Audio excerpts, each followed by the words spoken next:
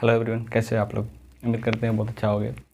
और आज का वीडियो जो है यानी कि बहुत ही इंपॉर्टेंट होने वाला है उन लोगों के लिए जो भी एग्ज़ाम देने वाले हैं, क्योंकि हमने भी एग्ज़ाम दिया है और सी ए फाउंडेशन का 2 अटेम्प्ट देने के बाद मेरा रिज़ल्ट हुआ है फाउंडेशन का। तो शायद कि आप लोगों के लिए बेनिफिट रहेगा कि हमने पहला अटेम्प्ट में जो मैंने अटेम्प्ट लग गया था, मतलब पहला दिसंबर 2022 में मेरा रिज़ल्ट नहीं हो पाया था, यानी मैं फ़ेल हो गया था। तो उसमें मैंने क्या गलती किया था, और फिर नेक्स्ट अटेम्प्ट जो हाल ही में भी रिजल्ट आया जून में, मैंने जून में भी दिया था और जून में मेरा निकल गया। तो इसी बारे में आज हम कंपेयर करने वाले हैं कि मतलब पिछले अटेम्प्ट में हमने क्या ऐसा गलती किया था और इस अटेम्प्ट में हमने क्या अपना स्ट्रेटेजी अपनाया। इन दोनों को रिलेट करके आप लोग को बताएंगे ताकि आपको बहुत ज़्यादा बेनिफिट होगा नेक्स्ट अटेम्प्ट में, क्योंकि आपको पता है कि नेक्स्ट अटेम्प्ट जो हम लोग का होने वाला है दिसंबर में, तो आप लोग के लिए बहुत इंपॉर्टेंट ये अटेम्प्ट है, क्योंकि इस अटेम्प्ट के बाद फिर सिलेबस चेंज हो जाएगा तो फिर काफ़ी दिक्कत हो जाएगा। तो इसलिए वीडियो को अंत तक जरूर देखना, और वीडियो पसंद आए तो लाइक करना, और नए हो तो लोग सब्सक्राइब कर ही देना। चलिए वीडियो को शुरू करते हैं। तो सबसे पहली बात, हमने जो पहला अटेम्प्ट दिया था उसमें हमने क्या गलती किया था जिसके कारण हमको फेल हुआ था, तो उस चीज़ के बारे में सबसे पहले हम बात करते हैं। तो उसमें हमने क्या किया था कि हमने शुरू में से ज़्यादा अकाउंट पे ध्यान दिया था, क्योंकि हमको लगता था अकाउंट का सिलेबस देख के वहाँ कि नहीं भाई सिलेबस तो बहुत ज़्यादा है और हमको ज़्यादा मेहनत करना चाहिए यहाँ। तो हमने 2 घंटा लगभग पर डे देता था अकाउंट में, 1 से 2 घंटा है ना। तो अकाउंट में बहुत ज़्यादा मेहनत करता था। उसके बाद दूसरा पेपर था मेरे लिए वहाँ पे लॉ, क्योंकि लॉ पेपर में सिस्टम ऐसा था कि फर्स्ट टाइम था, थ्योरी सब्जेक्ट पूरा था, पहले कभी देखे नहीं थे लॉ क्या है। और बहुत लोगों से सुना था कि अक्सर बच्चा को जो फेल लगता है लॉ में लगता है, क्योंकि हम तो कॉमर्स बैकग्राउंड से थे या फिर कोई भी बैकग्राउंड का हो, लेकिन हम जो कॉमर्स बैकग्राउंड से, तो मेरे लिए तो अकाउंट तो पहला दफ़ा नहीं था, कि सेकेंड टाइम हमने 12th में 11 में अकाउंट देखे हुए थे, तो इतना दिक्कत नहीं पड़ता था। लेकिन लॉ कुछ ज़्यादा ही दिक्कत वाली चीज़ थी, तो इसलिए लॉ पे बहुत ज़्यादा ध्यान देता था, अकाउंट पे ध्यान देता ही था। बाकी इकोनॉमिक्स मेरा 12th में भी फेवरेट था, तो फाउंडेशन में भी फेवरेट रहा है, मतलब अपना ही सब्जेक्ट, तो इसमें भी मार्क्स तो भरपूर रहा, तो इसमें भी इतना टेंशन नहीं लगता था, लेकिन वो भी पढ़ता था। बात रही मैथ की, तो मैथ में हमको शुरू में ये लगने लगा था कि नहीं ये हमसे हो जाएगा, लेकिन बहुत बड़ा हमसे ये मिस्टेक हो गया था, क्योंकि हमको शुरू में लग रहा था कि नहीं मैथ का जो है LR से जो है 20 में से कम 18 मार्क्स मेरा आ जाएगा। हालांकि आप भी जहाँ भी पढ़ते हो या फिर आप जिससे भी सुनते हो, आपको ये लगता होगा कि नहीं LR में जो है ना आपका 20 में 20 रखा हुआ है, तो भाई आप भी बहुत ज़्यादा मिस्टेक कर रहे हो। ये आप इसमें मत रहना कि LR में हमको 20 में 20 आ जाएगा। तो मैंने गलती वही किया था कि हमने LR को 20 में कम से कम 80 मार्क्स वहाँ से रखा था अपना स्ट्रेटेजी के हिसाब से। उसके बाद बात रहा स्टैटिक्स में, तो स्टैटिक्स में भी हमने लगभग वही 40 मार्क्स का था, तो 30 के आसपास रखा था। और मैथ में 10-20 मार्क्स, मतलब 60 मार्क्स का एवरेज लेके मैं चल रहा था, सोचा कि नहीं आराम से हो जाएगा। जब एग्ज़ाम आया, एग्ज़ाम दिया, अकाउंट तो बहुत बढ़िया गया, 80+ का मतलब अनुमान लग रहा था कि 80+ आएगा, मतलब अटेम्प्ट तो लगभग 100 के आसपास किए थे, लेकिन लग रहा था कि 80 ठीक ठाक बना के आए हैं। हालांकि इतना मार्क्स नहीं आया 80, लेकिन लग रहा था नहीं, अंदर से बहुत खुश थे कि नहीं एग्ज़ाम बहुत बढ़िया गया है। उसके बाद लॉ का आया, लॉ में भी बहुत खुश थे कि नहीं लॉ का भी एग्ज़ाम बहुत बढ़िया गया। जब मैथ का एग्ज़ाम आया, हाथ में मेरा क्वेश्चन पेपर आया तो मेरा दिमाग घूम गया, क्योंकि सिचुएशन ऐसा था कि ना कोई मैथ वाला पोर्शन क्वेश्चन सॉल्व हो रहा था, ना कोई LR सॉल्व हो रहा था, ना ही कोई स्टेटस सॉल्व हो रहा था। दूसरी गलती हमने ये किया था कि हमने उसका कोई सेट नहीं मारा था, कोई PYQ नहीं किया था, बहुत ही लाइट में ले लिया था, और सिर्फ हमने जो मॉड्यूल है उसका क्वेश्चन सारा किया था।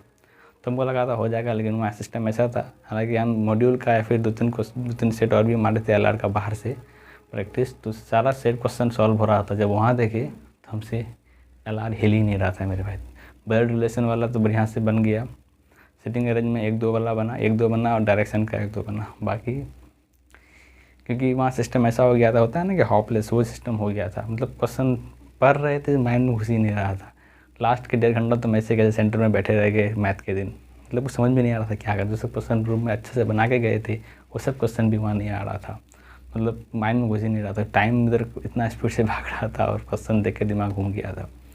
तो मैथ में हमने इतना बड़ा गलती कर दिया कि फिर भी हमने लगभग अपने से 38 या कुछ बनाया था, लेकिन उसमें भी बहुत सारा गलती हो गया था। बट हमको लग रहा था कि 38 हमारे थे, बाकी इधर उधर थोड़ा बहुत आसपास के देख के लगभग 50 के आसपास हमने टिका दिया था मार के, लेकिन ऐसा आया नहीं। जब रिज़ल्ट आया तो सब में बढ़िया मार्क्स रहा। मेरा मैथ में आ गया 34, यानी बहुत ज़्यादा मार्जिन रहा। मार के आए थे 50, आया 34। 50 और 34 में बहुत अंतर रहता है ना, तो सोच सकते हैं कितना गलती हुआ होगा मेरा।